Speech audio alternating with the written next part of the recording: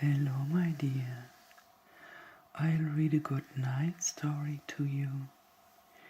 Here I have a book with old fairy tales. You can see it's from the Brothers Grimm. Fairy tales.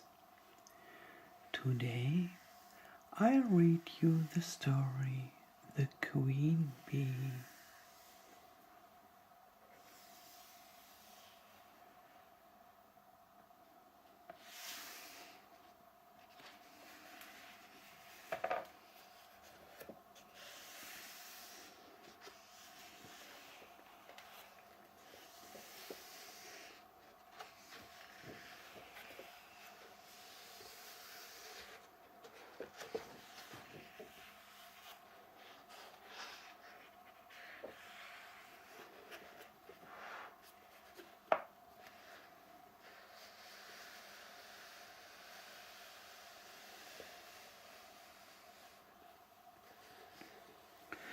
The Queen Bee. Two kings' sons, once upon a time, went into the world to seek their fortunes. But they soon fell into a wasteful, foolish way of living, so that they could not return home again. Then their brother, who was a little insignificant dwarf, went out to seek for his brothers. But when he had found them, they only laughed at him, to think that he, who was so young and simple, should try to travel through the world, when they, who were so much wiser, had been unable to get on. However, they all set out on their journey together, and came at last to an anthill. The two elder brothers would have pulled it down in order to see how the poor ants in their fright would run about and carry off their eggs. But the little dwarf said, "Let the poor things enjoy themselves. I will not suffer you to trouble them." So on they went, and came to a lake where many, many ducks were swimming about. The two brothers wanted to catch two and roast them. But the dwarf said, "Let the poor things enjoy themselves. You shall not kill them." Next they came to a bee's nest in a hollow tree, and there was so much honey that it ran down the trunk. And the two brothers wanted to light a fire under the tree and kill the bees, so as to get their honey. But the dwarf held them back and said, "Let the pretty insects enjoy themselves. I cannot let you burn them." At length the three brothers came to a castle, and as they passed by the stables, they saw fine horses standing there, but all were of marble, and no man was to be seen. Then they went through all the rooms, till they came to a door, on which were 3 locks. But in the middle of the door was a wicket, so that they could look into the next room.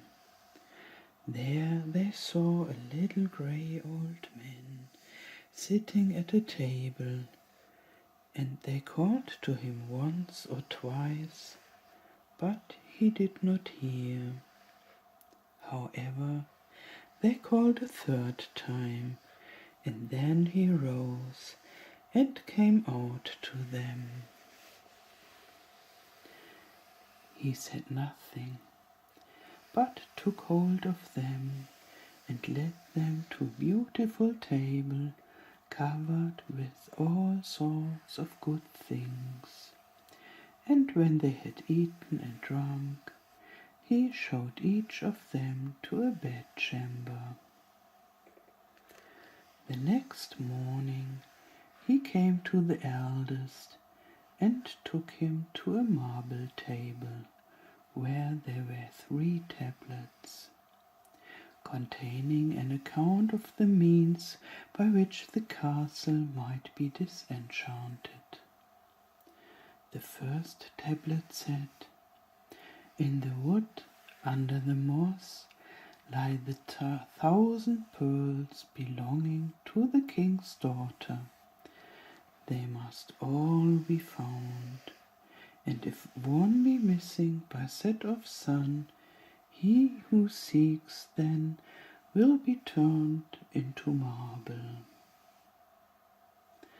The eldest brother set out and sought for the pearls the whole day.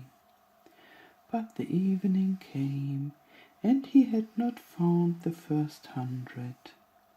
So he was turned into stone, as the tablet has foretold. The next day the second brother undertook the task, but he succeeded not better than the first, for he could only find the second 100 of the pearls, and therefore he too was turned into stone. At last came the little dwarf's turn, and he looked in the moss, but it was so hard to find the pearls, and the job was so tiresome, so he sat down upon a stone and cried. And as he sat there, the king of the ants, whose life he had saved, came to help him with 5,000 ants, and it was not long before they had found all the pearls and laid them in a heap.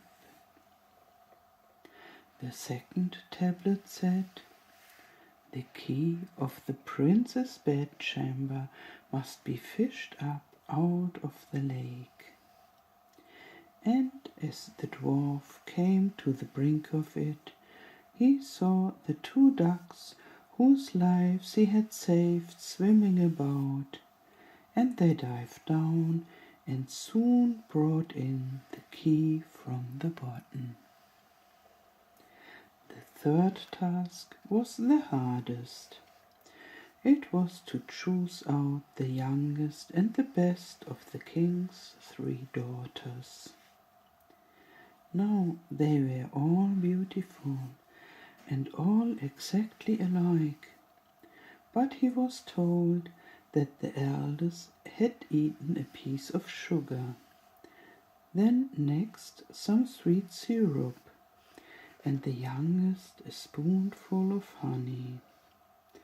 So he was to guess which it was that had eaten the honey.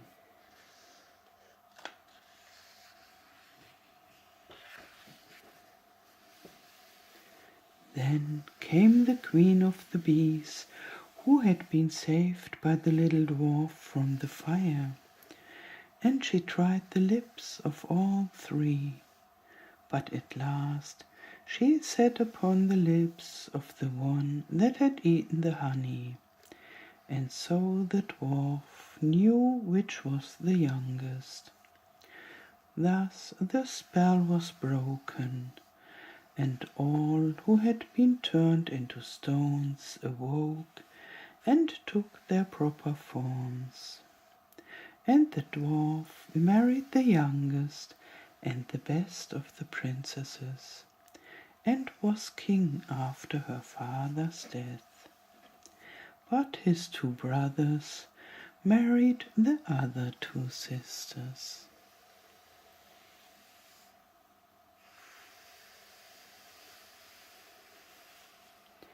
Sleep well and have nice dreams. Good night.